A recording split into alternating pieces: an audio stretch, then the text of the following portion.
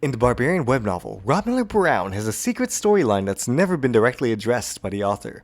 After retiring from being an adventurer, Rotmiller opens up a school in which he trains adventurers to become scouts, but sometime during Bjorn Yandel's 2.5-year disappearance from Rafdonia, Rotmiller's business falls into ruin mysteriously. When reunited with Bjorn in chapter 449, Hickarod tells him that the business's failure was not Rotmiller's fault, and Bjorn has the means to amend that easily. However, Rotmiller becomes visibly angry and hushes Hickarod, refusing to speak on the topic any further. Bjorn even mentions that he's not seen Rotmiller truly angry since he failed the speedrun of Crystal Cave with Team Halfwit. But that was years ago. What could have happened over the timeskip that made Rotmiller react in such a way now? It's hard to believe that he would have failed for lack of trying. Hundreds of chapters have passed and there still hasn't been any elaboration on the story. That's because the rest of the story was already told 100 issues prior. In Chapter 367, we learn the fate of Rotmiller's primary antagonist, the Adventurer Guild's chief of District 7, Niall Urbans.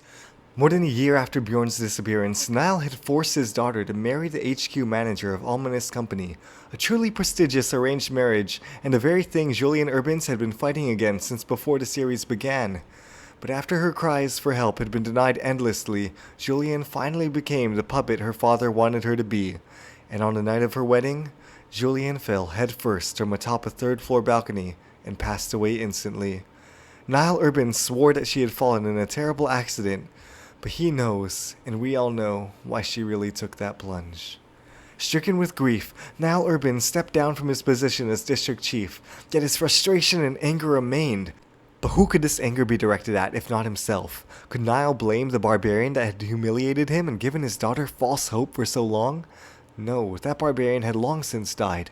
The only one left to harm was the scout who had defied him and prevented Niall from taking Bjorn Yandel down sooner. It wasn't a good reason, but Niall needed no such thing. All he needed was a target to vent, so he leveraged the last of his influence to sabotage the business of our beloved scout.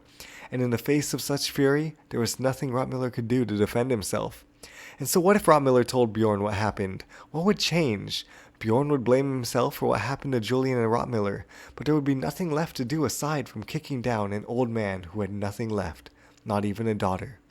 Rotmiller Brown knew this fact, and as an honorable man who wished to never be a burden on others, he made a difficult decision.